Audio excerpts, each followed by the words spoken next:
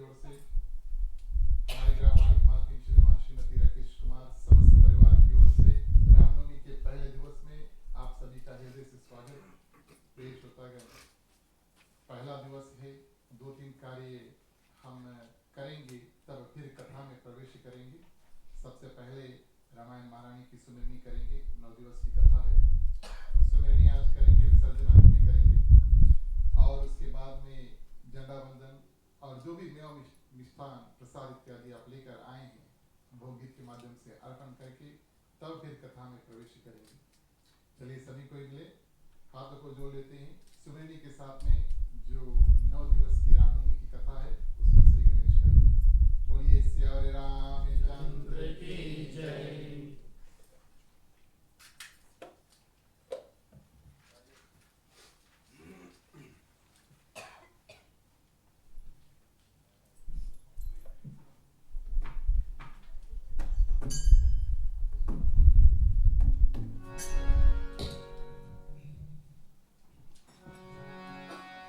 जय सुमिरन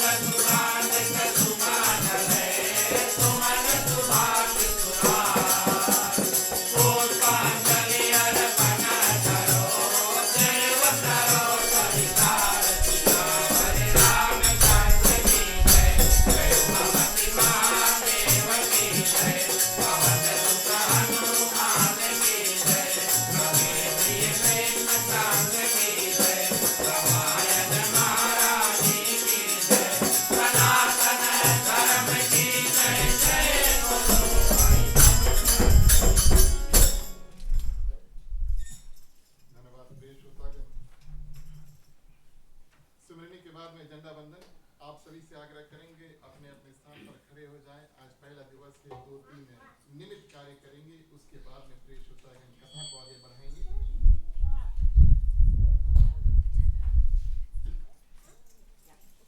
चलिए प्रेष होता है सभी कोई अपने अपने स्थान पर खड़े हो जाते हैं। झंडा वंदन का समय हुआ, मुख्य श्रोता द्वारा झंडा वंदन होगा गीत के माध्यम से। जो लोग हाथ लगाना चाहते हैं आप कृपया हाथ लगा सकते हैं।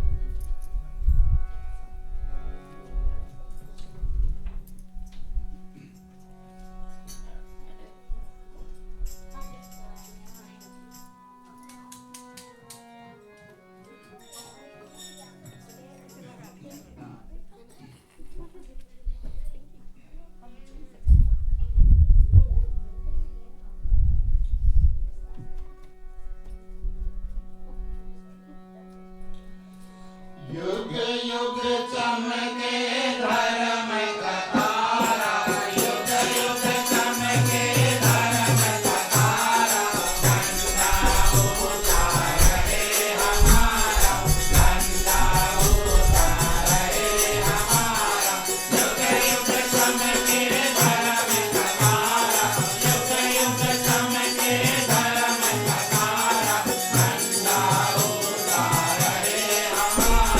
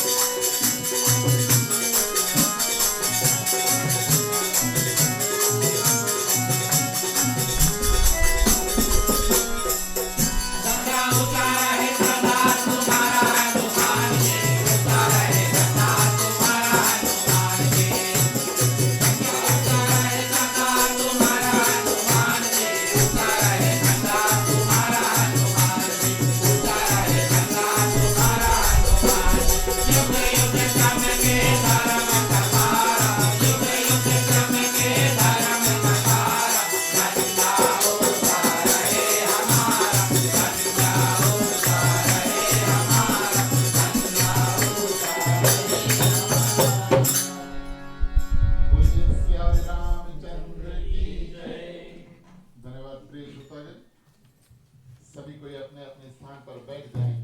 अब बारी आती है प्रसाद की। जो जो लोग स्थान प्रसाद इत्यादि लेकर आए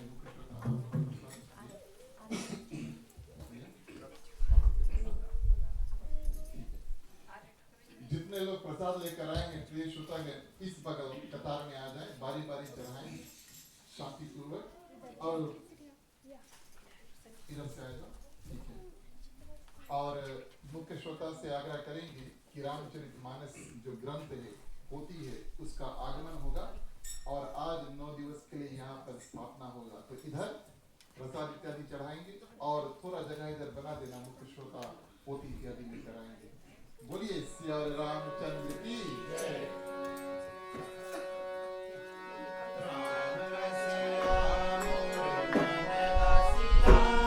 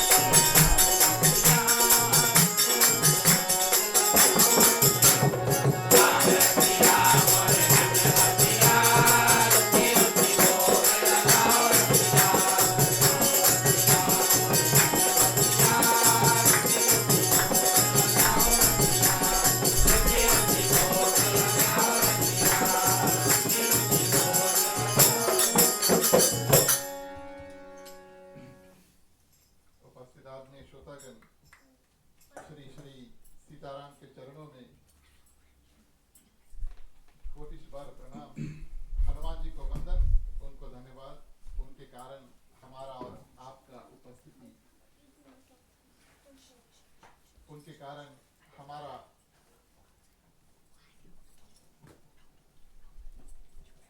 उनके कारण हमारा और आपका उपस्थिति आज इस आंगन में हुआ, क्योंकि हनुमान चालीसा में कहा गया है, राम द्वारे तुम रखवारे होत न आज्ञा बिनु पैसारे। आप सभी के हृदय में विराजमान सीताराम को प्रणाम। हमारे गृह परिवार श्रीमान श्रीमती राकेश कुमार और परिवार की ओर से आप सभी को इस आंगन में हार्दिक हार्दिक स्वागत।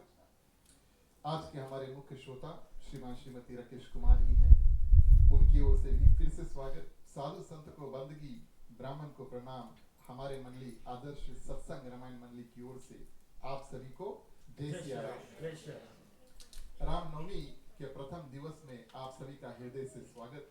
प्रिय श्रोतागण, प्रथम बात हम आपको बताएं, वैसे तो 9 दिवस जो कथा है गंगा इत्यादि के रूप में बहेगा। प्रथम ये मुख्य बात आपको बताएं कि सनातन नया साल भी आज ही शुरू होता है। हम जानते हैं हमारा एक रुख यानी रुचि कॉन्सेप्ट बन गया है कि 1 जनवरी को हम नया साल इत्यादि मनाएं, लेकिन हमारा सनातन नया साल प्रिय श्रोतागण रामनवमी के सबसे प्रथम दिवस में होता है। नूतन वर्ष 2078 सनातन नया साल में आज हम प्रवेश कर चुके हैं। तो आप सभी को सनातन नया साल की हार्दिक हार्दिक शुभकामनाएं प्रिय श्रोतागण। और चैत्र नवरात्रि का जो समय है वो भी चल आ रहा है, आज ही शुरू हुआ। ऐसा होता है जब रामनवमी होता है तो 9 दिन का होता है, लेकिन नवरात्रि भी होता है। तो जो लोग देवी पूजा भी करते हैं, माता की पूजन करते हैं, 2 खास समय आता है पूजन करने के लिए। और सबसे प्रथम साल में जिस दिन साल शुरू हुआ चैत्र रामनवमी, चैत्र प्रिय श्रोतागण नवरात्रि भी आता है। उसके बाद में शारदीय नवरात्रि जो हम भरपूर रूप से मनाते हैं। इस पावन समय पर सदियों से प्रिय श्रोतागण, जैसे हम हमारे परिवार हमारे पूर्वज सभी कोई रामचरितमानस ऐसे सुंदर ग्रंथ को लेकर और इसका गान इत्यादि हर दिवस 9 दिन में करते हैं। सर्वप्रथम अगर हम धन्यवाद दें अपने पूर्वजों की, गिरमिटिया इत्यादि जो भारत से पीजी आए, अब उनको हम भूल नहीं सकते, क्योंकि वो नहीं होते तो हम नहीं होते। बड़ा ही सिंपल सा कॉन्सेप्ट है। और उनके माध्यम से प्रिय श्रोतागण न सिर्फ वो आए, लेकिन अपनी भाषा, संस्कृति और यहाँ तक कि ग्रंथ इत्यादि जहाँ तक हो सका वो लेकर आए। सिर्फ लेकर नहीं आए, आप सभी जानते हैं पीजी में लेकर आकर बड़े सुंदर रूप से उसको बरकरार रखा। जैसे पेड़ है, पौधा इत्यादि है, अगर हम बो देते हैं और उसमें फिर बाद में कभी पानी नहीं छोड़ेंगे, मसाला इत्यादि नहीं डालेंगे, तो पेड़ शायद जीवित ना रहे। लेकिन प्रिय श्रोतागण, उन लोगों ने हमारे लिए बहुत कुछ किया, आगे की पीढ़ी तक, और ये रास्ता दिखाया कि हम और आप आज बैठ करके हिंदी में बात करते हैं, राम कथा इत्यादि सुनते हैं, और रामायण की कथा जो है वो पढ़ते हैं, पढ़कर समझ लेते हैं और सुनकर समझ लेते हैं। ये उन्हीं की कृपा है, उनको हृदय से धन्यवाद। रामचरितमानस प्रिय श्रोतागण, रचि महेश निज मानस राखा, पाई सुसमय सिवा सन भाषा। सबसे प्रथम रामचरितमानस को और भगवान शंकर ने अपने मन में रचा, निर्माण किया। जो ग्रंथ है, जो राम कथा है, रामायण की कथा है, भगवान शंकर ने सबसे पहले अपने मन में रचा, उसको मथा, समझा, और पूरा कथा जो उसको बनाया अपने मन में, स्टार्ट टू फिनिश पूरा बना करके प्रिय श्रोतागण किसी को दिया नहीं। आश्चर्य की बात है, इतना महान ग्रंथ अगर बन जाए तो आप किसी को दोगे या ना दोगे? अवश्य दोगे। भगवान शंकर भी देते हैं, लेकिन सुसमय, मानस बताती है सुसमय यानी कि सुंदर समय पा करके प्रिय श्रोतागण उस कथा को और अन्य लोगों को दिया। सर्वप्रथम माँ पार्वती को दिया, माँ पार्वती को कथा सुनाया। ये कथा की महिमा है। भोलेनाथ ने वास्तविक तौर पर चुना किन किन लोगों को हम जाकर के कथा सुनाएंगे, और फिर वो कथा आगे चल के और लोगों को सुनाएंगे। प्रिय श्रोतागण, भोलेनाथ भगवान श्री राम में वशिष्ठ प्रेम है, और इस प्रेम के आधार पे प्रिय श्रोतागण और जहाँ जहाँ पर भगवान श्री राम कहते हैं आपको अगर मुझे भजना है आप भगवान शंकर को भजो, कई जगह रामचरितमानस में कहा गया है।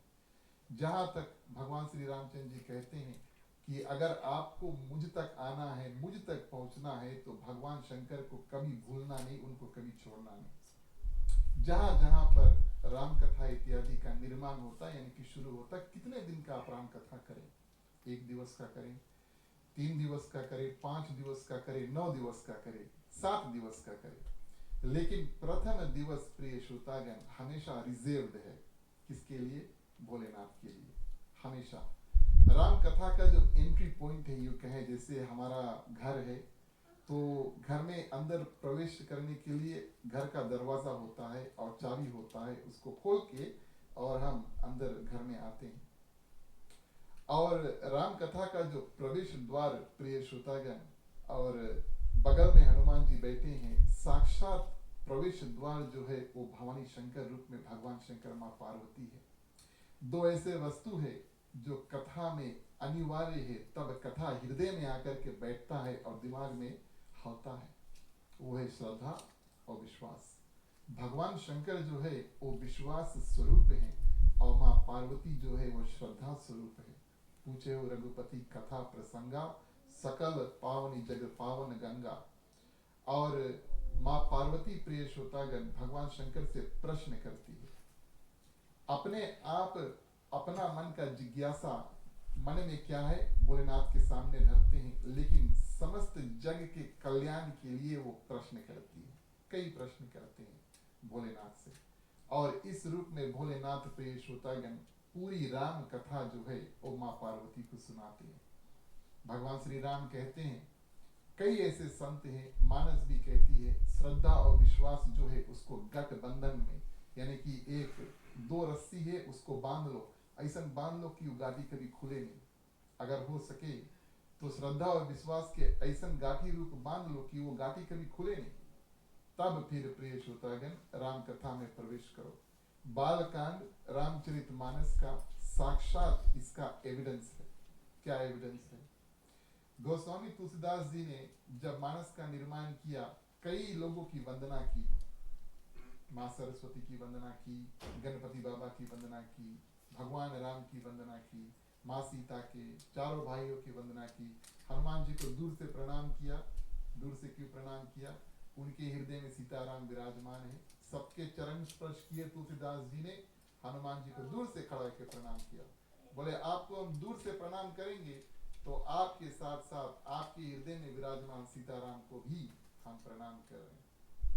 इस रूप में वंदन इत्यादि करके प्रिय श्रोतागण और प्रवेश करते हैं। जब भगवान शंकर और माँ पार्वती क्या करते हैं, भगवान शंकर और माँ पार्वती क्या करते हैं, वार्तालाप करते हैं। तो भगवान शंकर प्रिय श्रोतागण माँ पार्वती को उनके पुनर्जन्म के बारे में बताते हैं। रामचरितमानस प्रिय श्रोतागण एक ऐसा ग्रंथ है हमारे लिए जो बिल्कुल एक आप मानस की तुलना यानी कि कंपैरिजन कई वस्तुओं से किया जा सकता है, लेकिन अगर परिचय रूप हम आपको बताएं तो मानस में ही कहा गया है, रामायण सुर तरु की छाया, दुख भय दूर निकट जो आया। बस यूं समझ लो कि ये एक ऐसा पेड़ है जो देवताओं ने दिया है, और देवताओं के पास पेड़ ऐसा होता है, उस पेड़ के नीचे जो भी कोई जाकर बैठे और मन में जो भी इच्छा करे प्रिय श्रोतागण उन इच्छाओं की पूर्ति होती है। मानस कोई ऐसा पेड़ से कम नहीं है, छत्र छाया है, उसके नीचे हम बैठे उसकी कथा सुने और प्रिय श्रोतागण अपने हृदय में उस कथा को थोड़ा मड़ोड़े, सोचे उसके बारे में, ना सिर्फ सुने और इधर से निकाल दे। ऐसा होता है कभी कभी। कथा सुने प्रिय श्रोतागण, हम आपसे बताएं कैसे, बिल्कुल एक गाय की तरह। अब कोई बुरा नहीं मानना, हम किसी की निंदा नहीं कर रहे हैं, अच्छी बात है अगर आप थोड़ा हंस सकते हैं, कुछ बुरा नहीं है। जितना जोक हम करेंगे अपने ऊपर जोक करेंगे। तो गाय प्रिय श्रोतागण, अगर आप जानते हैं किस रूप से वो घास खाती है, पहले जाकर और घास जो है वो खा करके और जितना घास है बिना चबाए, है ना, बिना चबाए पेट में अंदर कर लेती है। अब ऐसे हम लोग खाना नहीं खाए पियो और खाना भी नहीं, बड़ा मुसीबत हुई नहीं तो, है ना, बिना चबाए अंदर नहीं खाना करना। ये गाय के लिए बता रहे ना, तो गाय क्या करती है, तो घास खाती है, वैसे भी हमारे तरह थोड़ा है। चलो ठीक है। तो गाय प्रिय श्रोतागण किस रूप में घास खाती है, सिर्फ और अपने पेट के अंदर कर लेती है। जब पेट भर जाए तब क्या करती है, पेड़ के नीचे छां में जाकर बैठती है, धूप से निकलकर पेड़ के नीचे छां में बैठती है और छां में बैठ करके प्रिय श्रोतागण क्या करती है, पेट से वापस निकालती है घास और उसको चबाती है। इस रूप में प्रिय श्रोतागण कथा भी ऐसा सुनना चाहिए, अंदर चल देता है और उसको थोड़ा उसके बारे में सोचो, उसके बारे में समझो और फिर प्रिय श्रोतागण जीवन में जो परिवर्तन है देखो कैसे होता है। बालकांड प्रिय श्रोतागण बिल्कुल एक वृक्ष, जैसे हमने आपसे बताया सुरतरु की छाया पेड़, बालकांड बिल्कुल पेड़ की जड़ की तरह है। जो पेड़ के जड़ मजबूत हैं, जो पेड़ के जड़ काफी नीचे तक जाते, खूब फैला हुआ है, वो पेड़ बड़ा ही सुरक्षित रहेगा। उस पेड़ को कोई हवा इत्यादि प्रिय श्रोतागण हिला नहीं पाएगा। तो बालकांड बिल्कुल जड़ की तरह है। अयोध्या कांड दूसरा कांड जो आता है बिल्कुल एक खंबे की तरह है। यूं देखो एक पेड़ को तो ज्यादातर जड़ें होगी नीचे आपको दिखाएंगी नहीं, लेकिन खंबा दिखाएगा और लगभग में सभी पेड़ों का सबसे एक मुख्य मेन खंबा जो है, ट्रंक जो है वो होता है, वो है अयोध्या कांड। अच्छा प्रिय श्रोतागण क्यों अयोध्या कांड को और खंबा यानी कि तना कहा गया है, क्योंकि इसमें निष्ठा है, इसमें रेजोल्यूशन है। इसमें माँ कैकेयी अयोध्या कांड में और राजा दशरथ से वरदान इत्यादि मांगते हैं, रघुकुल रीत सदा चली आई, प्राण जाए पर वचन न जाए। ये निष्ठा है, रेजोल्यूशन है। माँ कैकेयी भी अपने बात पर दृढ़ हो जाती है, अपने वचन वापस नहीं लेंगे। भगवान श्री रामचंद्र जी दृढ़ हो जाती हैं, बन जाएंगे तो जाएंगे। माँ सीता बिल्कुल दृढ़ हो जाती है, भगवान श्री रामचंद्र जी के साथ में जाएंगे और लक्ष्मण बोले भैया हम आपके छोड़ेगा नहीं। तो ये निष्ठा यानी रेजोल्यूशन नहीं हुआ तो क्या हुआ। निष्ठा भारत की प्रिय श्रोतागण, कौन रूप से निष्ठा, अयोध्या की राजगद्दी पर बैठेंगे नहीं, एक कथा अयोध्या कांड की है। तो उस खंबे की तरह मजबूत है, जो कितना भी हवा पानी इत्यादि आ जाए लेकिन वो खंबा हिलता नहीं। अरण्य कांड प्रिय श्रोतागण पेड़ के शाखाएं हैं, जो ब्रांचेस हम कहते हैं। अरण्य कांड में कई अन्य छोटी छोटी कथा जो है वो फूटती है, जैसे पेड़ के अनेक प्रिय श्रोतागण शाखाएं होते हैं और अरण्य कांड में कई छोटी छोटी कथा है। सुंदरकांड साक्षात पुष्प है यानी कि फूल। पेड़ की सुंदरता प्रिय श्रोतागण, वो कितना सुंदर फूल या तो कितना सुंदर फल देता है उससे हम लेते हैं। तो सुंदरकांड सुंदर फूल प्रिय श्रोतागण और फूल स्वरूप पुष्प। लेकिन आपसे एक और बात बताएं, बिना पेड़ के और पुष्प नहीं निकलेगा ना, ऐसे हवा में तो आपको और हमें कभी पुष्प देखने को नहीं मिलेगा। तो जो पुष्प यानी कि फूल जब सुंदर होगा तो वो पेड़ में लगा होगा, पेड़ का निर्माण हो, जड़ हो, तब उसके बाद में पत्ते इत्यादि हो, तब फिर फूल बिकता है। आप जैसे बीज गड़ियो मिट्टी में, तुरंत फूल नहीं बिकता ना। अगर बिकेगा तो मुझे भी आकर बता देना, अचंबा की बात होगी ना। चलो ठीक है। तो प्रिय श्रोतागण सुंदर वृक्ष का सुंदर फूल जो है वो है सुंदरकांड। लंका कांड जो है वो फल है। अच्छा अब हम कहें कि लंका कांड अगर फल है, मान लो आम है, आम के पेड़ में पहले फूल लगते हैं फिर फल लगते हैं ना, सभी कोई जानते हैं।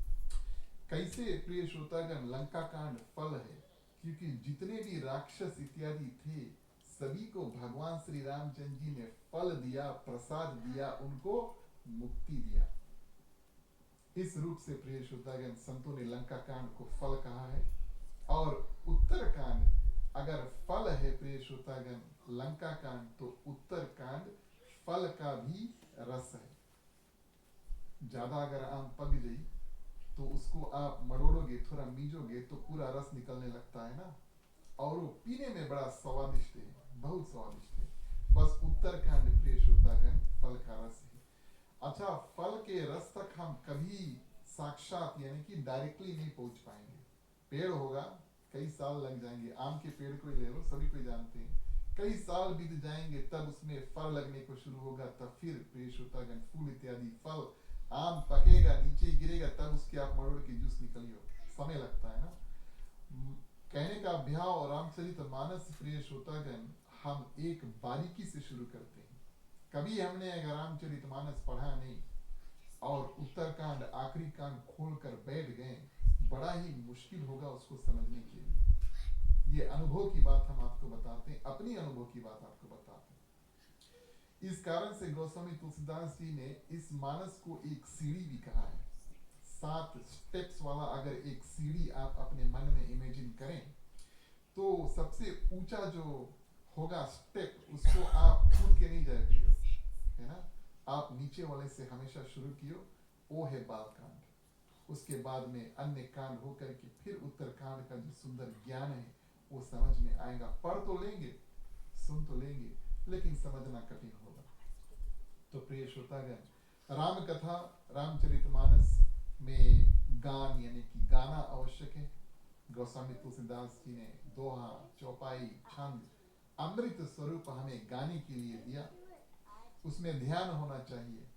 अब हम आपसे आग्रह करेंगे कि 9 दिवस प्रिय श्रोतागण, जैसे भारत में गंगा बहती है और वहां भी कई ऐसे लोग हैं जो गंगा मैया के बगल में रहते हैं, लेकिन उनके लिए वो एक साधारण नदी है, उससे ज्यादा कुछ नहीं है।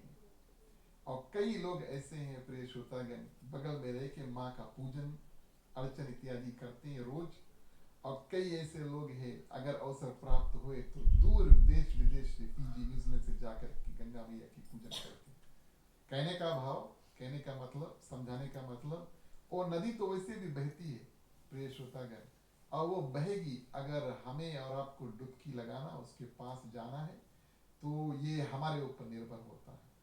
गान, ध्यान, ज्ञान और प्रिय श्रोतागण कान, दुई कान दी से भगवान। जब भी हम बड़ा कथा करते, हमें श्रोता को बताना उचित समझते हैं कि भगवान हमें कान दुई दी से, मुंह एक दी से।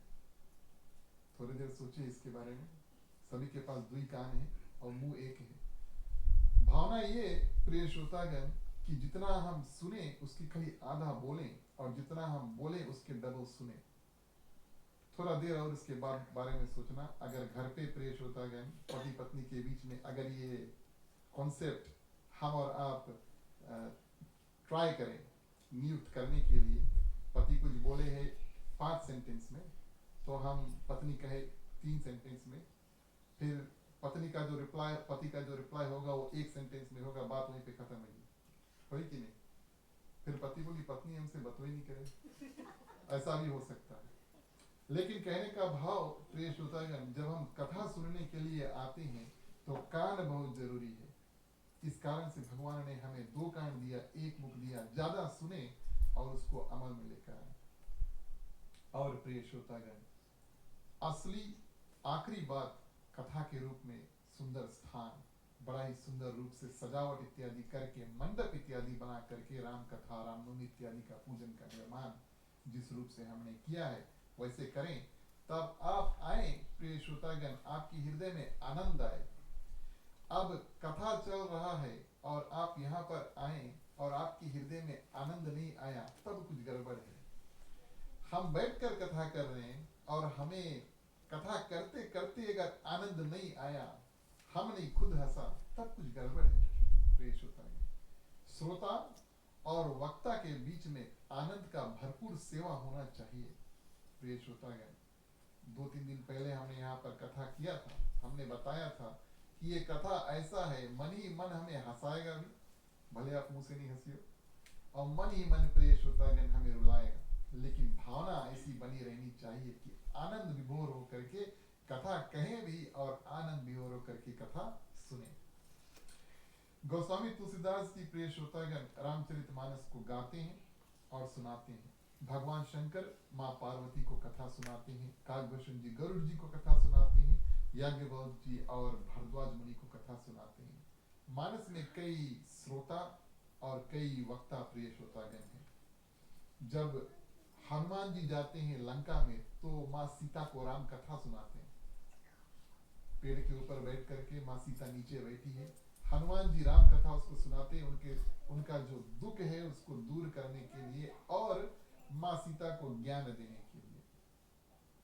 तो रामायण में बीच बीच में कई ऐसे वक्ता प्रिय श्रोतागण, कई ऐसे श्रोता हैं जो कथा यानी कि राम कथा को बताते हैं। तुलसीदास जी ने एक और सुंदर काम किया, मैं पहले दिवस की कथा में बताना उचित समझूंगा। वैसे तो वो वाल्मीकि जी के दूसरे अवतार थे, जन्म प्राप्त किए, लेकिन जब उन्होंने रामचरितमानस का निर्माण किया तो उन्होंने बिल्कुल सरल हिंदी अवधी भाषा में लिखा, ताकि हमारे और आप जैसे लोग इसको पढ़ें, इसको कहें और इसको सुंदर रूप से, सरल रूप से समझें।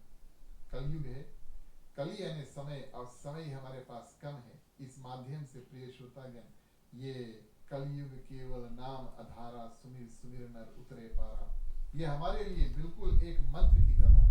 समय कम है, कथा कम है, थोड़ा सुनो, समझो उसको, और अपनी जो जीवन नैया है उससे हम आराम से पार निकाल सकते हैं। इसमें 7 सोपान है।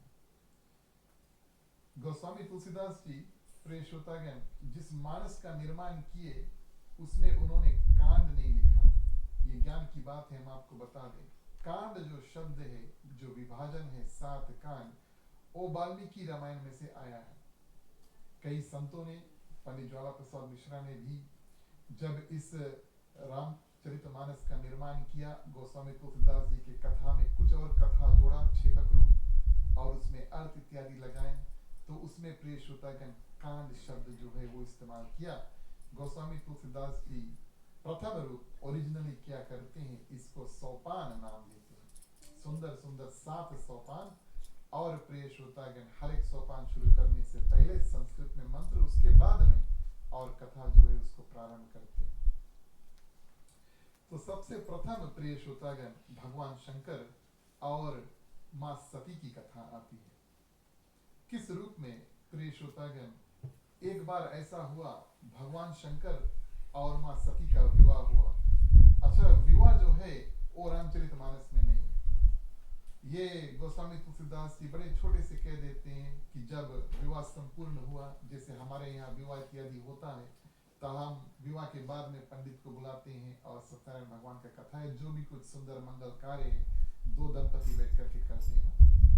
तो भगवान शंकर और मां सती का जो विवाह हुआ, जो दक्ष प्रजापति की कन्या थी, जब इन दोनों का विवाह हुआ तो भगवान शंकर के हृदय में आया कि चलो हम जाकर के कथा सुन। कैलाश पर्वत पर से दोनों उतरते, अब शादी हुआ, विवाह हुआ, तो कथा में 7 जाना अनिवार्य है।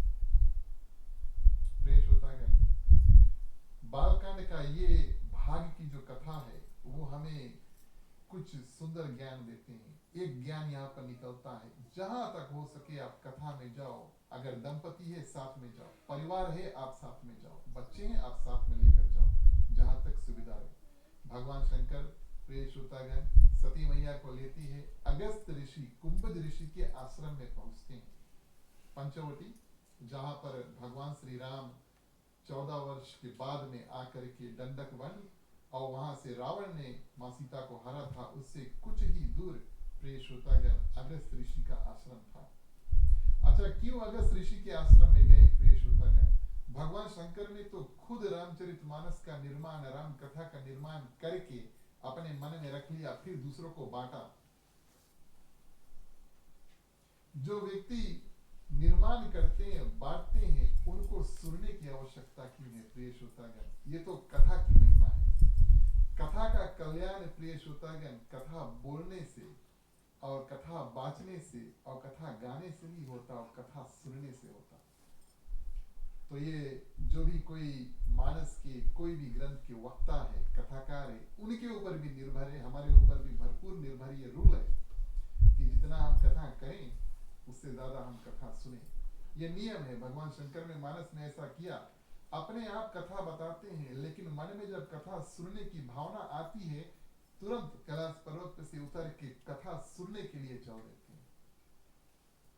सोचते हैं कि कई दिन हो गए हमने मानस को बांट दिया, अब चलो देखिए कि कैसे इसका प्रचार प्रसार चल रहा है। अगस्त ऋषि के आश्रम में पहुंचते हैं, ऋषि देखते हैं आज भवानी है भगवान शंकर दोनों आए हैं और भरपूर रूप से उनको और पूजन इत्यादि करते हैं।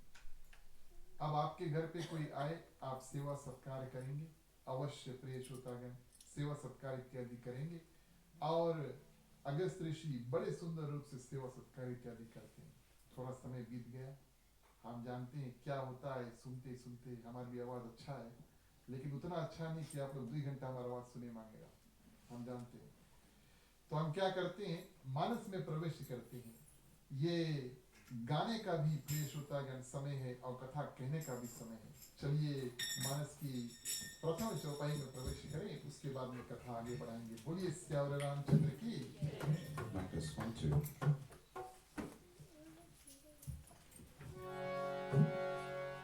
प्यारे प्यारे श्रोतागण आओ चले रामायण की कथा सुने। प्यारे प्यारे श्रोतागण आओ चले रामायण की कथा सुने।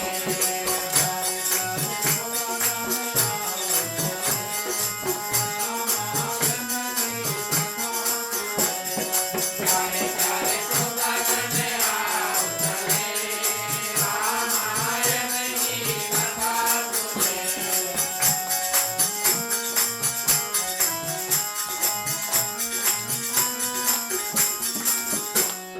मंगलमय रामायण नाम सासु प्रसन्नमय कीन प्रणाम। रामायण सुर करु की छाया, दुख भय दूर निकट जो आया। प्यारे प्यारे श्रोतागण आओ चले रामायण की कथा सुने।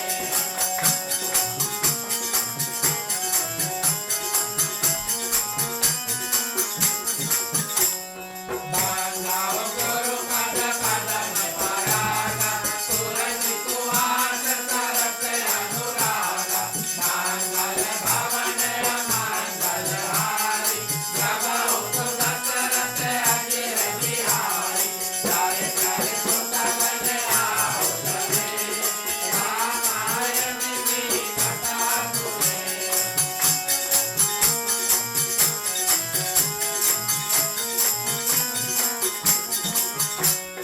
केशवार के कायुध माई, प्रभु गए तुम ऋषि माई।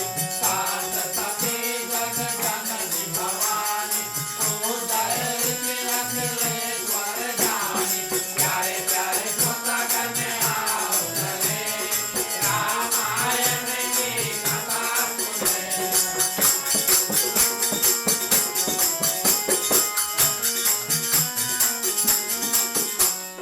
राम कथा मुनिवर बखानी, सुनी महेश परम सुख मानी। ऋषि पोथे हरि भाषि सुहाई, हरि सांबु अधिकारी पाई। प्यारे प्यारे श्रोतागण आओ चले रामायण की कथा सुने।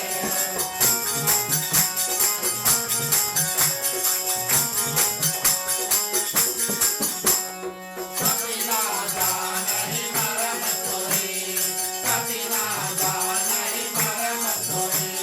शंकर मन अति शोभ हो,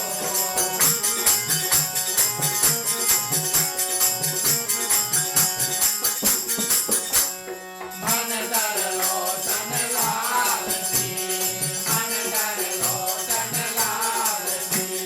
तुलसी दर्शन लोभ सियावर रामचंद्र की जय। धन्यवाद प्रिय श्रोतागण। तो इस रूप में भगवान शंकर और मां सती चलते हैं अगस्त ऋषि के आश्रम में। ऋषि खूब सेवा सत्कार करते हैं। अब आपके घर पर भगवान आएगा तो आपको सेवा सत्कार अवश्य करना होगा। ठीक उसी तरह जैसे रामनवमी के प्रथम दिवस हम मूर्ति इत्यादि यहाँ पर लेकर आकर रखें, पंडित जी आए और सुंदर रूप से उसको सेवा सत्कार कराएं, तब फिर गए। बस अगस्त ऋषि ने बड़ा सुंदर रूप से सेवा सत्कार किया। और प्रिय श्रोतागण, भगवान शंकर कहते हैं कि आप राम कथा सुनाओ। ऋषि मुनि के जो हृदय है उसमें थोड़ा ये तो आदि रामायण के प्रिय श्रोतागण, श्रोता और वक्ता है, अपने आप रामायण कहते हैं, आज हमसे सुनना चाहते हैं, लेकिन फिर बड़े खुशी हुए। देखिए, कोई भी कितना बड़ा कथाकार हो, ये उनका नियम होना चाहिए कि जहां तक हो सके वो भी कथा जाए, कथा सुने, और जब कथा सुने तब प्रिय श्रोतागण और लोग उनसे कहें कि इसमें थोड़ा रद्द-बदल चेंज कर देना या कुछ गड़बड़ था या बता देना। तो ऋषि क्या करते हैं, सोचते हैं अगर हम राम कथा शुरू किए और यहाँ पर कुछ गलती हुआ तो भोलेनाथ हमें बता देंगे, हमारी ज्ञान में परिवर्तन होगा, हमारा ज्ञान में परिवर्तन होगा। इस कारण से बड़े खुशी हुए। बोले जितना हम जनता रहो उसके बता देगा, बच्चा कुछ नहीं जनता रहो हमें बता दी। बात बड़ा सुंदर है। कथा शुरू हुआ प्रिय श्रोतागण, भोलेनाथ ने बड़े ध्यान से राम कथा को सुना, लेकिन माँ सती ने कथा सुना नहीं। अब हम आपको ये बात बताएं कि अगर हम कथा में बैठे और कथा को सुने नहीं, तब प्रिय श्रोतागण हमें दोष लगता है। रामचरितमानस इस बात का साक्षात गवाह है कि अगर हम कथा में बैठे और कथा को कम से कम सुने नहीं, अब समझना दूर की बात है, कथा का जो समझ है वो धीरे धीरे बढ़ेगा। आप एक ही कथा बार बार सुनेंगे तब उसमें समझ में परिवर्तन होगा, लेकिन कम से कम कथा ध्यान से बैठकर सुनना चाहिए। माँ सती ने कथा सुना नहीं, भोलेनाथ ने बड़े सुंदर रूप से कथा सुना। गोस्वामी तुलसीदास जी की कविता आप देखिए प्रिय श्रोतागण, आते समय क्या कहते हैं, जग जननी भवानी। भगवान शंकर के सामने साथ में जब आते हैं, माँ सती को जग जननी भवानी कहते हैं। कथा नहीं सुना, दोष लगा, जाते समय कहते हैं दक्ष कुमारी। राजा दक्ष की कन्या थी ना, और माँ सती इस कारण से उनको उनका जो दर्जा था जग जननी भवानी से गिरा करके प्रिय श्रोतागण, और शब्द माध्यम क्या करते हैं, दक्ष कुमारी। राजा दक्ष है, प्रजापति है, बहुत अभिमान है, घमंड है। और प्रिय श्रोतागण, भगवान शंकर और भवानी जब निकलते हैं, और त्रेता युग का समय था, अब इसमें संदेह ना हो कि उस समय कैसे त्रेता युग हो सकता है। प्रिय श्रोतागण, हमारा जो युग है, सतयुग, त्रेता, द्वापर, कलयुग, ये चलते रहता है। हर एक कलयुग के बाद में सतयुग फिर से आता है। सतयुग के बाद में प्रिय श्रोतागण द्वापर फिर आता है, त्रेता युग आता है। त्रेता युग में भगवान श्री रामचंद्र जी का जन्म होता है, द्वापर में भगवान श्री कृष्ण का, कलयुग, फिर सतयुग, ये साइकिल जो है वो चलते रहता। तो ये कथा प्रिय श्रोतागण काफी पुरानी है। और भगवान शंकर जब निकले कथा सुन करके, और उनकी दृष्टि पड़ी नीचे, और वो देखते हैं भगवान श्री राम और लक्ष्मण माँ सीता को वन में खोज रहे हैं। रावण आया, माँ सीता को हर के लेकर चल दिया। और प्रिय श्रोतागण, दूर से भगवान शंकर क्या करते हैं, और भगवान श्री रामचंद्र जी का दर्शन करते हैं। अब हमें भगवान का दर्शन हो जाए, हमें और आपको, या भगवान छोड़ दो, कोई बात नहीं, कोई प्रिय व्यक्ति अगर हमें दूर से दिख जाए, और दूर से अगर दिख जाए और हम उनको पहचान लेते कि हम इनको बहुत अच्छी तरह से जानते हैं, मिलने की इच्छा है, उनके अच्छा से दर्शन करने की इच्छा है, तो अवश्य हम आगे बढ़ेंगे कि नहीं, जाकर उनसे मिलेंगे। और प्रिय श्रोतागण, भोलेनाथ क्या करते हैं, अब सोचते हैं कि कैसे हम जाकर के भगवान श्री रामचंद्र जी से मिले, वो तो नर रूप में है और नर लीला, मनुष्य की लीला कर रहे हैं। हम जाएंगे तो कैसे हम अपना रूप लेकर के और भगवान श्री रामचंद्र जी के साथ में कैसे आएंगे। कथा हमें ये बात बताती है, माँ सीता की खोज करते करते भगवान श्री राम और लक्ष्मण दक्षिण, साउथ की ओर जाते हैं ना, ऐसा कथा बताता है। और भगवान शंकर जो है ऊपर से आते हैं, कैलाश पर्वत से आते हैं, आप जानते हैं भारत में ऊपर है ना, और यहाँ पर अगस्त ऋषि के आश्रम में कथा सुन के वापस, अब भगवान शंकर उधर जा रहे हैं, ऊपर जा रहे हैं, वापस कैलाश पर्वत। भगवान श्री रामचंद्र जी प्रिय श्रोतागण नीचे लंका की ओर जा रहे, किष्किंधा की ओर जा रहे। लेकिन आप देखें भगवान श्री राम के हृदय में जब ये बात बैठा कि भोलेनाथ हमारा दर्शन करना चाहते, मुड़ जाते, घूम जाते, लक्ष्मण से बोलते चलो थोड़ा ऊपर भी थोड़ा देर खोज लें। और प्रेष होता है थोड़ा भगवान शंकर आगे आते हैं और प्रेष होता है भगवान श्री राम थोड़ा और ऊपर जाते हैं और दोनों दूर से एक दूसरे का दर्शन करते हैं। जब दर्शन करते हैं, अच्छा हमारी आपकी भावना, जब दर्शन करते हैं भगवान की हाथ जोड़ते हैं और भगवान की स्तुति करते हैं। भगवान का दर्शन किया प्रिय श्रोतागण, ये नहीं कि सिर्फ हाथ जोड़ करके वापस चल दिया। जो भी मंत्र हृदय में आए या जो मंत्र हम रोज बोलते हैं प्रिय श्रोतागण, उस मंत्र का उच्चारण करना चाहिए।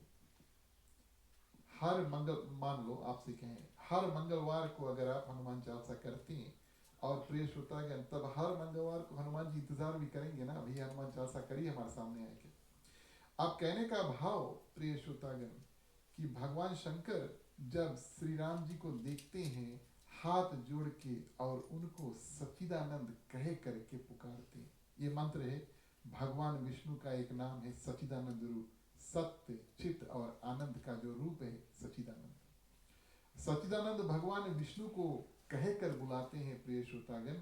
भोलेनाथ के मुख से निकल गया और भवानी के जो माँ सती उनके साथ में थी प्रिय श्रोतागण, उनको बड़ा आश्चर्य लगा कि ये तो कोई साधारण मनुष्य है प्रिय श्रोतागण, और ये कैसे सच्चिदानंद यानी कि भगवान विष्णु का रूप कैसे हो सकते हैं।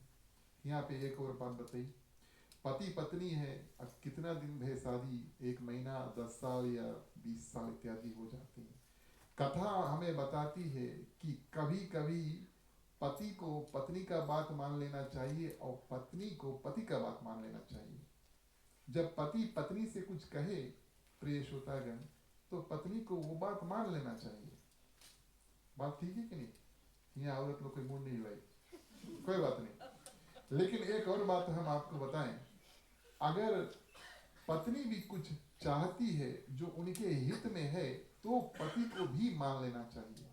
अब यहाँ तक हम बात लेकर आगे तो पूरा विस्तार में बता देते हैं। जब कोप भवन के प्रसंग के बाद में और माँ सीता जाकर के प्रिय श्रोतागण भगवान श्री रामचंद्र जी के सामने अनुरोध करते हैं हम आपके साथ जाएंगे, तो भगवान श्री रामचंद्र जी मान गए कि नहीं? मान गए ना, साथ में लेकर गए कि नहीं? 14 वर्ष के लिए लेकर गए। यहाँ पर भगवान शंकर माँ पार्वती को समझाते हैं कि यही तो है जिसकी कथा अभी तक हम सुनकर और आए, अब सुनिए अच्छा से प्रिय श्रोतागण, तो भगवान को देखकर पहचानेंगे कैसे।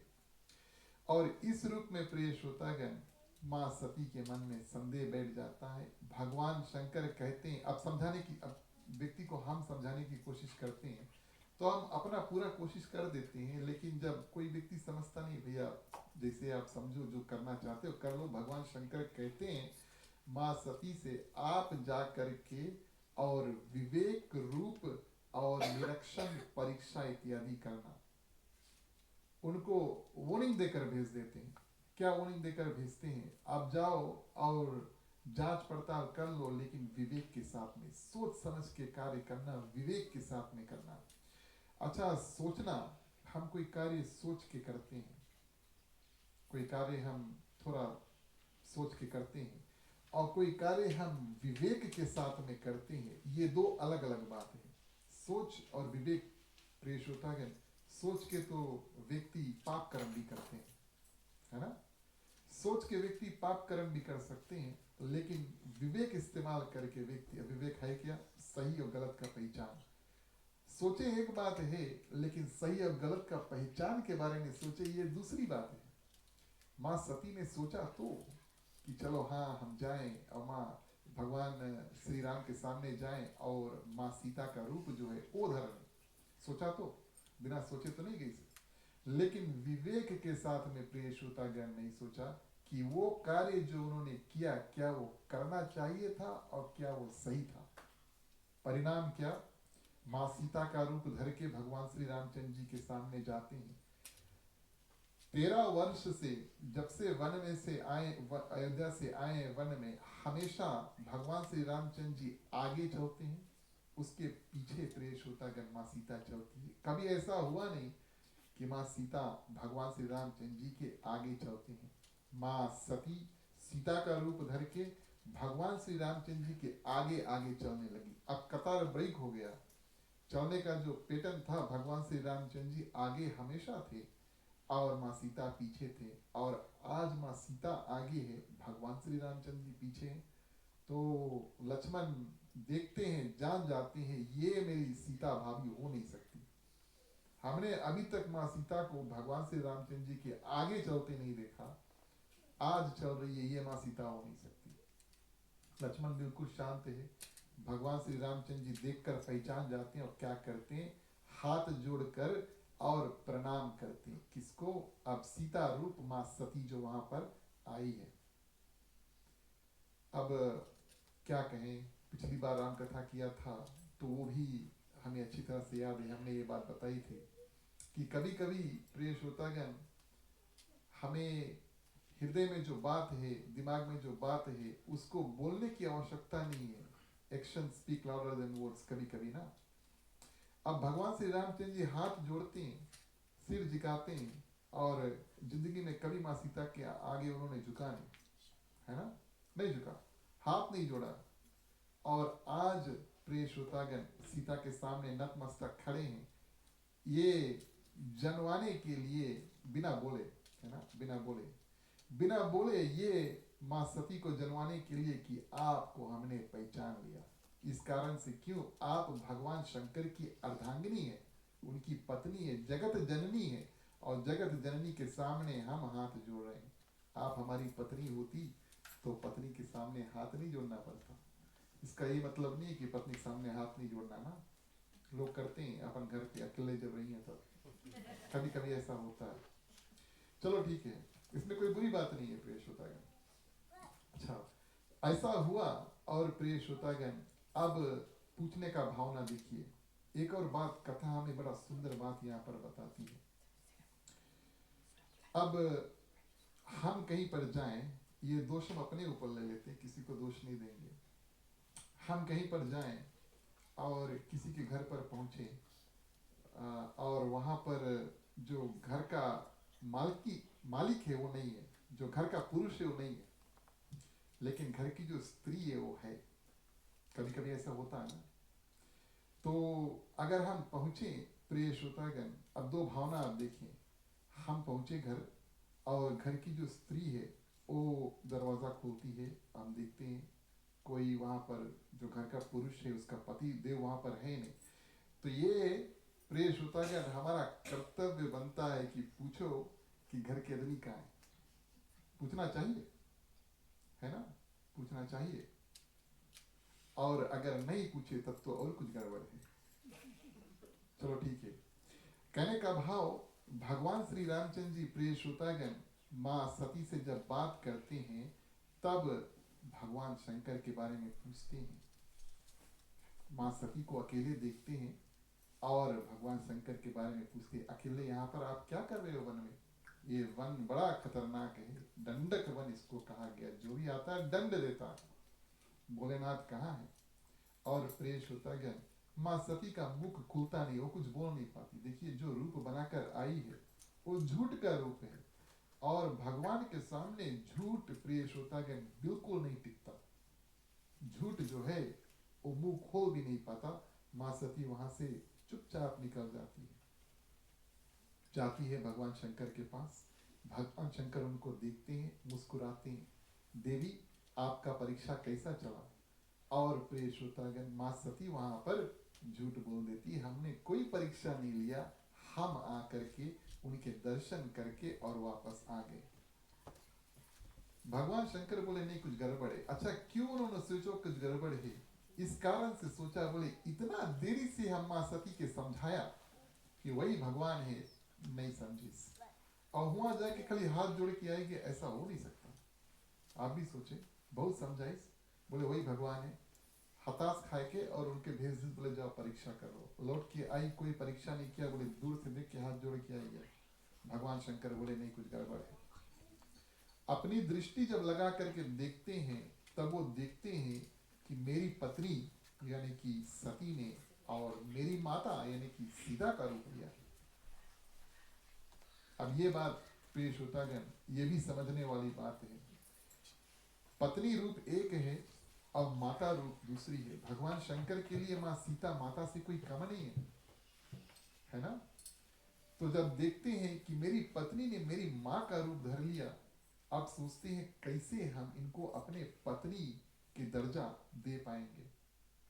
मन में संकल्प रखा, मन में ये संकल्प धारण किया कि आज से हम सती के साथ में रहेंगे, उनका त्याग नहीं करेंगे, लेकिन पत्नी की तरह हम उनको अब नहीं रख सकते अपने जीवन में। साथ में रहें तो लेकिन पत्नी का दर्जा हम उनको नहीं दे पाएंगे। अब तो इन्होंने मेरी माँ का रूप धर लिया है। माँ और पत्नी में बिल्कुल अंतर है प्रिय श्रोतागण। और ये संकल्प मन में धर लिया। भोलेनाथ की भावना आप देखिए, कोई बात अगर प्रिय श्रोतागण किसी को दुखी करे, कोई बात अगर किसी को दुखी करे तो शास्त्र बताए कि वो बात नहीं बोलो, है ना? भोलेनाथ ने कुछ नहीं कहा, अपने मन में संकल्प रखा और प्रिय श्रोतागण मन ही मन संकल्प रखा। भगवान श्री राम ने सोचा इस संकल्प करने का फायदा क्या है जो किसी को पता नहीं है। आकाशवाणी हुई। आकाशवाणी के माध्यम से भगवान श्री राम कहते हैं कि आपने जो संकल्प लिया बहुत अच्छा किया।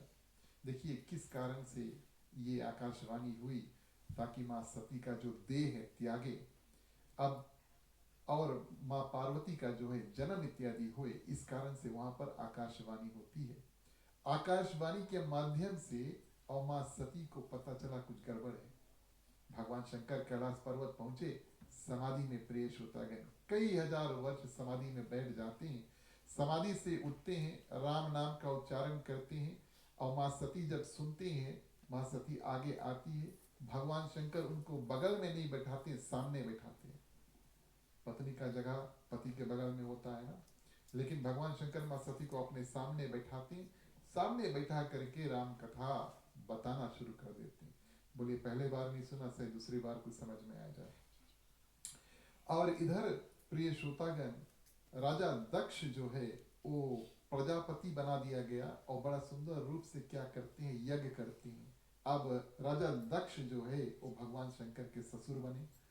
और प्रिय श्रोतागण किस रूप से इनका, वैसे भी यूं कहें तो ससुर दामाद में बहुत प्रेम नहीं होता है, ये स्वाभाविक है। लेकिन यहाँ पर क्षमा करना, हम किसी की ओर नहीं देख रहे हैं, हम आपको स्वभाव की बात बता रहे हैं। लेकिन यहाँ पर दक्ष प्रजापति बिल्कुल ही प्रिय श्रोतागण हृदय में कोई प्रेम है नहीं, और कुभावना से हमेशा भगवान शंकर को अपना दुश्मन समझते। यज्ञ किया और भगवान शंकर को निमंत्रण नहीं भेजा ऊपर से। अब यूं कहें तो हम एक घाव है, घाव तो है और वो पीड़ा देता है, और घाव में फिर नमक है वो घिसे तो वो घाव तो और ज्यादा पीड़ा देगा। और किस रूप से नमक लगाते हैं, एक तो न्योता नहीं दिया, दूसरा जितना देवता के न्योता भेजी, बोले कैलाश पर्वत के ऊपर से आना। अब कैलाश पर्वत के ऊपर से देवताओं का कतार बन गया, वो जा रहे दक्ष प्रजापति के यज्ञ करने के लिए। और प्रिय श्रोतागण माँ सती पूछती है भोलेनाथ से कि सब कहाँ जा रहे हैं, आपके पिता ने यज्ञ किया है, हमें निमंत्रण नहीं दिया। माँ सती कहती है हम भी चलते हैं, पिता का घर है। भोलेनाथ कहते हैं कि हमारे गुरु हैं, हमारे माता पिता हैं, हमारे मित्र हैं।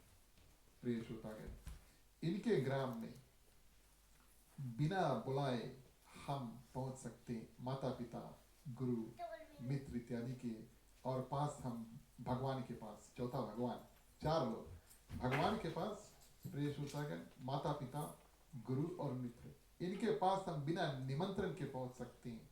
लेकिन जब उनके हृदय में कुछ उल्टा भावना है तो वहां पर कदापि नहीं जाना चाहिए, कल्याण नहीं होगा। माँ सती हट कर लेती है, बोले वैसे भी भोलेनाथ ने हमें त्याग दिया है, अब चल देते हैं।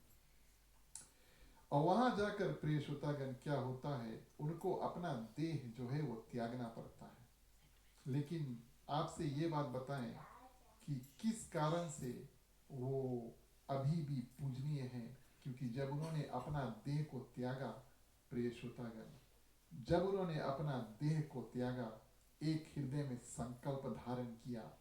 क्या संकल्प धारण किया कि अगले जन्म में फिर से और भगवान शंकर की अर्धांगिनी बनूं। इस कारण से प्रिय श्रोतागण माँ पार्वती का जन्म होता है। और जो भूल प्रिय श्रोतागण माँ सती ने किया, जीवन में हम दोहराए नहीं, इस कारण से हम आपको एक समरी दे देते हैं छोटा सा। पहला भूल, अगस्त ऋषि की सरलता का गलत मतलब निकाला। जो ऋषि ने भगवान शंकर का पूजन किया, बोली हमें कथा कैसे सुनाई, ये तो हमारे पति के चरण सेवा करे। दूसरा प्रिय श्रोतागण, कथा सुना लेकिन कथा में ध्यान नहीं दिया, ये माँ सती भूल करती है। अब आपको कारण बताएं क्यों उनको अपना देह जो है वो त्यागना पड़ा। तीसरा, भगवान श्री रामचंद्र जी का दर्शन किया, वंदन नहीं किया। ये कर्तव्य बनता है, भगवान को देखे वंदन भी नहीं किया। चौथा, पति समझाइस लेकिन उसके बात नहीं मानिस। पांचवा प्रिय श्रोतागण, भगवान की जाकर परीक्षा लेते हैं। भगवान हमारी परीक्षा लेता है, ये नीति के विरुद्ध है कि हम जाकर के भगवान की परीक्षा लें। छठा प्रिय श्रोतागण, माँ सीता का रूप धारण करना। और सातवां प्रिय श्रोतागण, सब कुछ हो चुका, पति आकर अंत में पूछते हैं, उनसे झूठ बोल देना। तो ये 7 भूल के लिए माँ सती को अपने जो प्राण हैं त्यागने पड़े। और दक्ष प्रजापति के सिर जो है वो काट के, वीरभद्र भगवान शंकर के अवतार काट के उसके ऊपर एक किसके मूल लगाए थे, धन्य बकरी के। कभी कभी हमें भी चेक करे पड़े आप लोगों को, हम जानते हैं हमारे साथ काफी ज्ञानी व्यक्ति बैठे, धन्य। तो इस रूप में प्रिय श्रोतागण माँ पार्वती का जन्म होता है। माँ पार्वती बहुत तपस्या करती है और आज वो दिन आता है जब उनका विवाह का समय आता है। भोलेनाथ प्रिय श्रोतागण क्या करते हैं, और अब देवता आते हैं और भोलेनाथ से मिल करके और दूल्हा से पहले बारात जो है निकल जाते हैं। कथा ये बात हमें बताती है कि भोलेनाथ को सजाने के लिए कोई नहीं है, सब देवता अच्छा अच्छा कपड़ा पहन के अपन निकल गए और दूल्हा जो है वही कैलाश पर्वत पे बैठा है। माँ पार्वती उधर तैयार हो रही है लेकिन भोलेनाथ को तैयार करने वाला कोई है नहीं। तो प्रिय श्रोतागण, जो भगवान शंकर के गण होते हैं वो अपने तरीके से भोलेनाथ को तैयार करते हैं। और रामचरितमानस गोस्वामी तुलसीदास जी बड़े सुंदर रूप से बताते हैं कि किस रूप से यहाँ पर भोलेनाथ अपने तैयारी करते हैं और उनके जो गण होते हैं किस रूप से उनको और तैयार करते हैं। बबूत लेकर आते हैं शमशान भूमि में से और उनको सब बगल लगा देते हैं। जहां पर हम अपने कान में और नाक में सुंदर सुंदर कनफूल इत्यादि लगाएंगे वहां पे सांप टांग दिस। गले में हम अच्छा अच्छा चेन पहनेंगे, भोलेनाथ के गले में भी सांप डाल दिस, है ना। जो जटाएं, अब भगवान शंकर के जटा आप जानते हैं बड़ा ही विकराल है। उन्होंने गंगा मैया को अपने मस्तक पर धारण किया था, तो बालों को भी बांध दिया और उस रूप बनाया जिस रूप का हम और आप चित्र देखते हैं। तो ये रूप में प्रिय श्रोतागण भोले बाबा क्या करते हैं, अपने आप तैयार होते हैं और उनके जो गण होते हैं उनको तैयार करते हैं, नंदी बैल के ऊपर बैठाते हैं और प्रिय श्रोतागण चलते हैं भवानी से विवाह करने के लिए दूसरी बार। चलिए छोटा सा लोकगीत गाते हैं भैया, जब विवाह हुए तो लोकगीत नहीं रहे तब कुछ ठीक नहीं लगे, राइट बात नहीं, ठीक है ना।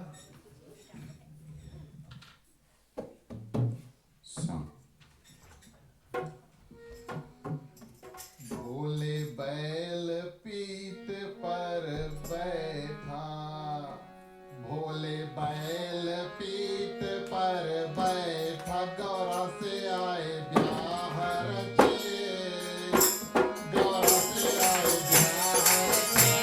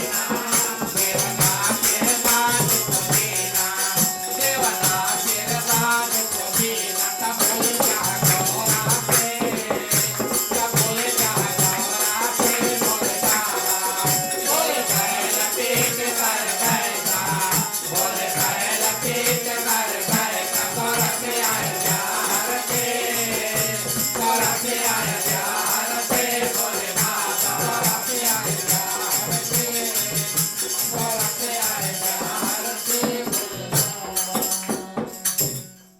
धन्य हो प्रिय श्रोतागण। इस रूप में और भगवान शंकर माँ पार्वती का विवाह हुआ। अब भगवान शंकर और माँ पार्वती का विवाह हुआ प्रिय श्रोतागण बालकांड के लगभग बीच में। बालकांड में आगे की कथा जैसे हम कहें तो एक बालक है, उनका जन्म होता है, फिर उनका विवाह होता है। जीवन के 4 अवस्था, जन्म, उसके बाद में उनका ब्याह होगा प्रिय श्रोतागण। तो जन्म से लेकर और भगवान श्री रामचंद्र जी के ब्याह तक की कथा गोस्वामी तुलसीदास जी ने बालकांड में किया। कथा हमें ये बात बताती है कि जब प्रिय श्रोतागण हमारा विवाह हो जाए तो बालकपन जो है वो अंत हो जाना चाहिए, है ना। जब विवाह हो जाए तब बालकपन जो है, जो शरारत इत्यादि हम करते हैं उसको बंद कर देना चाहिए। नहीं तो कोई बहुत ज्यादा शरारती है, उसके शरारत बंद करे के लिए सही उम्र पे उसके शादी कर दो, है ना। ये बात कथा बताती है। तो प्रिय श्रोतागण गोस्वामी तुलसीदास जी भी यही करते हैं। भगवान श्री रामचंद्र जी का जन्म, 4 भाई राम भरत लक्ष्मण शत्रुघ्न और राजा दशरथ पुत्रेष्टि यज्ञ इत्यादि करते हैं। ये कथा को हम 747 के स्पीड से लेकर जा रहे हैं। लेकिन क्यों? क्योंकि हम सुंदर रूप से, और रामनवमी जिस दिन है, राम जन्म जिस दिन है, उससे एक दिन पहले भगवान श्री रामचंद्र जी के सब जन्म कारण विस्तार से बताएंगे। और प्रिय श्रोतागण जन्म की जो कथा है आखिरी दिन उसको विस्तार से यानी कि डिटेल में पूरे सुंदर रूप से करेंगे, आप चिंता नहीं करें। बालकांड में भगवान श्री रामचंद्र जी का जन्म हुआ। कुछ ही समय में सब विद्या इत्यादि जो है वो हासिल कर लेते। वैसे भी भगवान थे, गुरु वशिष्ठ थे, ज्ञान इत्यादि दे करके भरपूर कर दिया। अब यूं कहें तो भगवान श्री रामचंद्र जी को आगे जीवन में कई कार्य को करना है। माँ सीता को ब्याह करना है, अब लंका भी जाना है।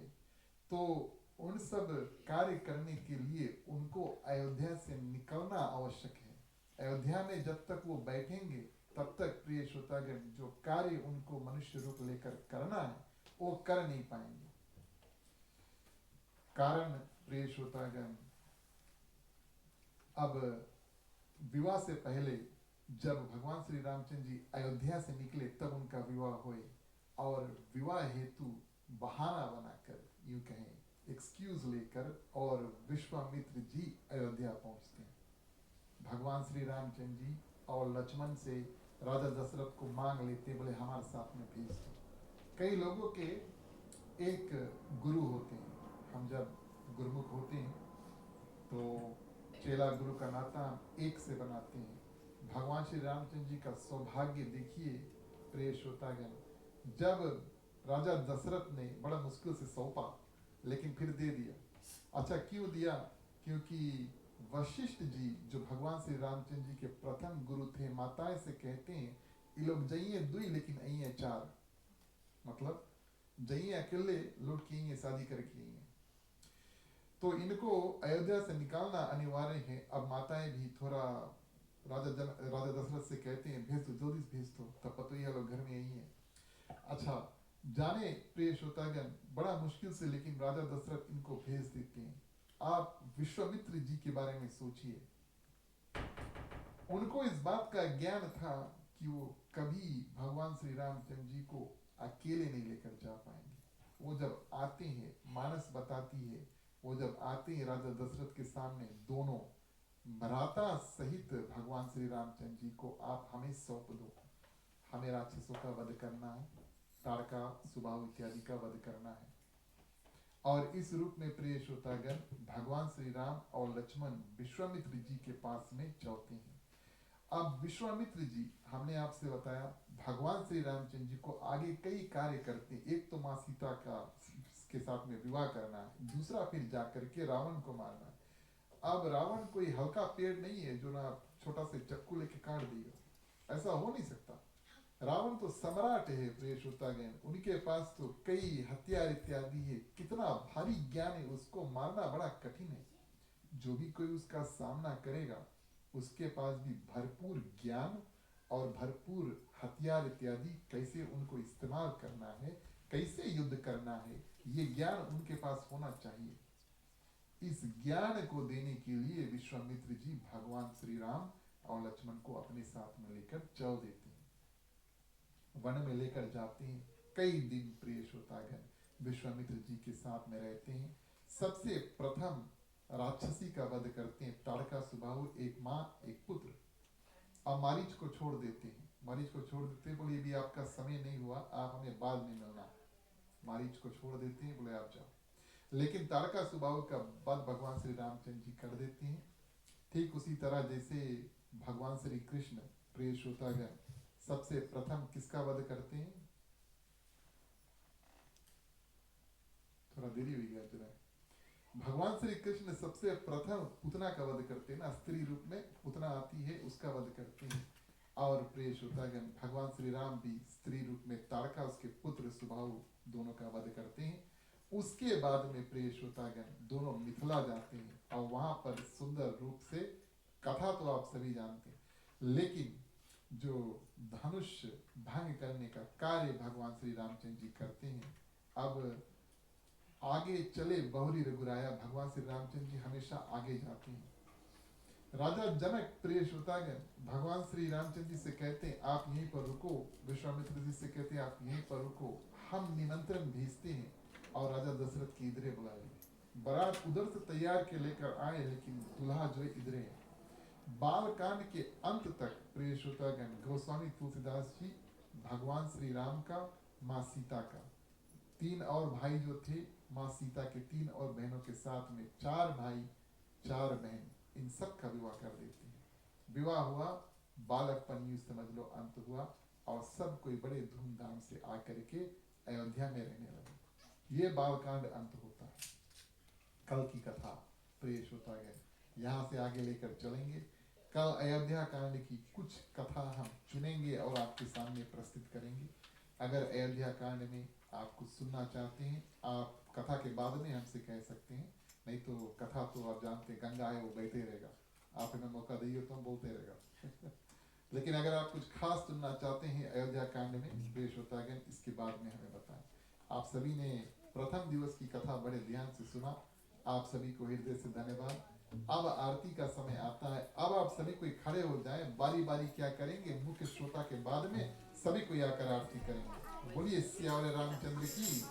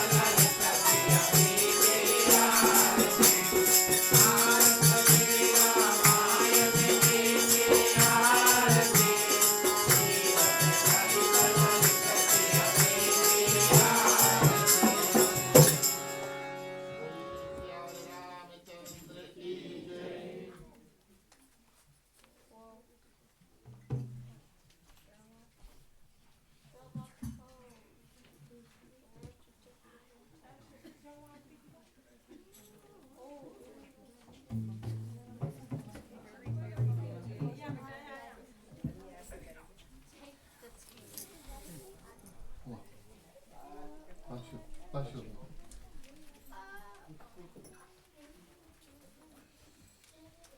तुम्ही हो माता पिता, तुम्ही हो बंधु सखा, तुम्ही हो जो खिल सके ना वो फूल हम हैं, तुम्हारे चरणों के धूल हम हैं, दया की दृष्टि सदा ही रखना, तुम्ही हो बंधु सखा, तुम्ही हो साथी, तुम्ही सहारे, कोई ना अपना सिवा तुम्हारे, तुम्ही हो नैया, तुम्ही केवैया, तुम्ही हो बंधु सखा, तुम्ही हो बंधु सखा, तुम्ही हो बंधु सखा, तुम्ही हो।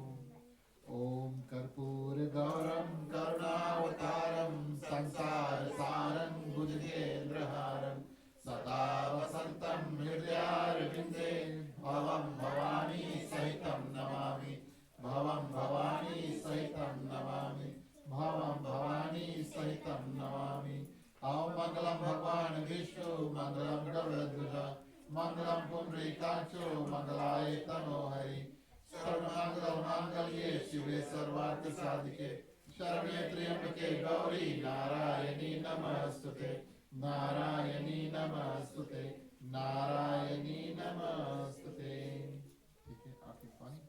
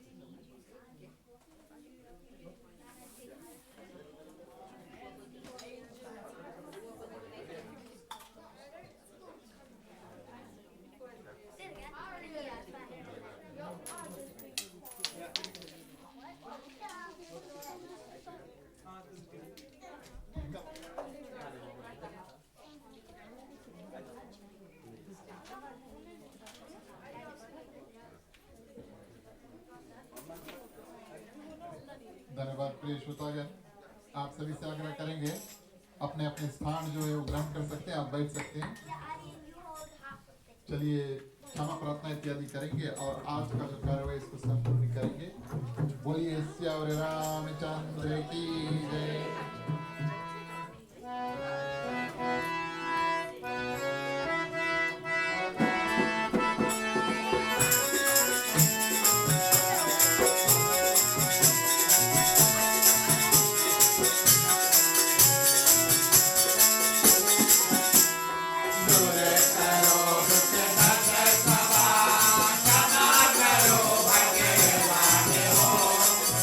मंदिर को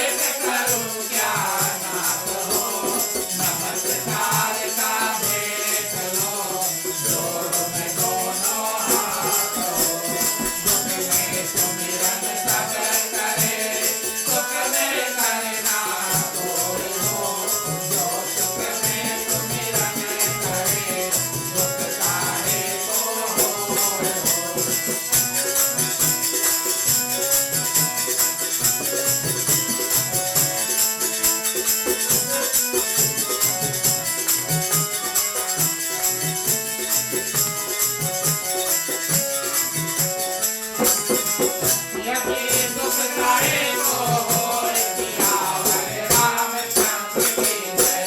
गणपति महादेव की जय। पवन सुत हनुमान की जय। रहे श्री कृष्णचंद्र की जय। रामायण महारानी की जय। सनातन धर्म की जय जय बोलो हरिशंकर।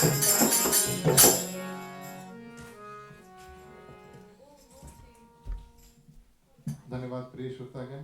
अंतिम चरण में चलिए सबसे पहले शुभकामना करते हैं। इन शुभकामना के मंत्र के माध्यम से हम अपना कल्याण, यहाँ पर जितने लोग हैं सभी का कल्याण की प्रार्थना करेंगे। समस्त पृथ्वी पर जितने जंतु हैं, चलते हैं, उड़ते हैं, तैरते हैं, उन सब की कल्याण की प्रार्थना करेंगे। हम में, उनमें, सब में किसी प्रकार का दुख तकलीफ है, भगवान से प्रार्थना करेंगे थोड़ा थोड़ा शक्ति सबको प्रदान कर दो। सब कोई अपने अपने दुख से पार पा सके। मांगने का वक्त आता है, सभी कोई अपने अपने हाथों को खोल लेते हैं। पुरुषों के लिए राइट ओवर लेफ्ट, महिलाएं अपने अपने आंचल अपने अपने हाथ में ले सकते हैं। चलिए प्रार्थना करते हैं। स्वस्ति प्रजभ्यः परिपालयन्तां न्यायेन मार्गेण मही महिषा गौब्राह्मणेभ्यो शुभमस्तु नित्यं लोकाः समस्ताः सुखिनो भवन्तु सर्वे भवन्तु सुखिनः सर्वे सन्तु निरामयाः सर्वे भद्राणि पश्यन्तु मा कश्चित् दुःखभाग् अपौत्रपौत्राणां सन्तु पौत्राणां सन्तु पौत्राणां निर्धनां साधनां सन्तु जीवन्तु शारदं शतमेव मम जीवन्तु शारदं शतमेव मम जीवन्तु शारदं शतमेव मम। धन्यवाद। मुख्य श्रोता फूल ले लो हाथ में। सभी कोई प्रिय श्रोतागण अंतिम प्रार्थना करेंगे। हमारे ऊपर भगवान की भरपूर कृपा रहे।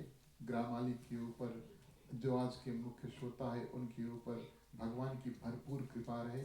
इस घर में अन्न का भंडार हो। भगवान की कृपा दृष्टि हमेशा जितने भी भक्त हैं सभी के ऊपर हो। सभी का कल्याण हो।